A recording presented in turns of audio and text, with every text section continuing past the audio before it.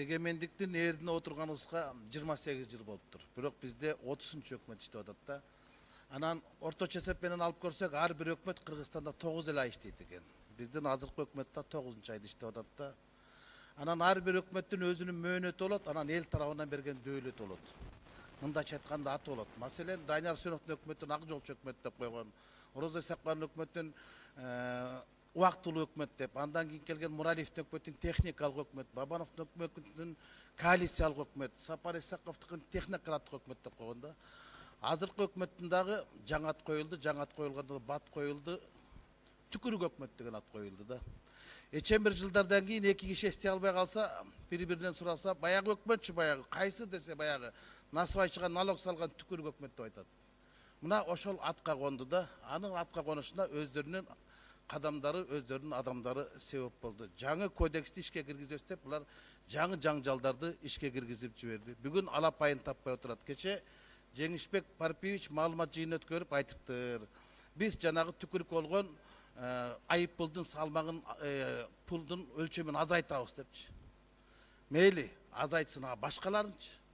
Эми дүйнөнүн мен бир дагы мамлекетинде ушу түкүрүккө айып салган мамлекетти көргөн жокмун. Кенен Россиянын баштан аягына чейин миллиондогон мигранттар бар. Түкүрүп эле жүрөт, бирок алар 5,5 миң сомдон $80 айып пул төлөбөйт экен. Бир гана бизде экен, эми элестетип көргүлө. Туура айып пул болуш керек, бирок айып пул айлык пулдан жогору болбош керек да.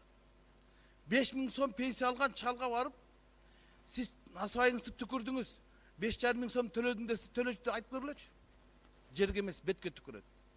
10 миң сомдук москвич айдап жүргөн 200 грамм ичкен баланы айдап келаткан жерден кармалып 17,500 төлө деп айтып көргүлөчү.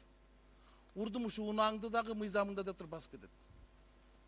Бул теңсиздик да. Ушуну карабай өкмөт кайсы жакта карап жүрдү. Анан эми азыр жамачылап, самачылап бул жакка алып келген аттырда, алып келе турган болсо жана жолдо жүрүү эрежелерин дагы кайтадан алып келсин, бузуулар кодексин. Эми карап көрсөңүздөр, Бишкекте кур тагынбасаң 1000 сом айып экен, айылдагыларга 3000 сом айып экен.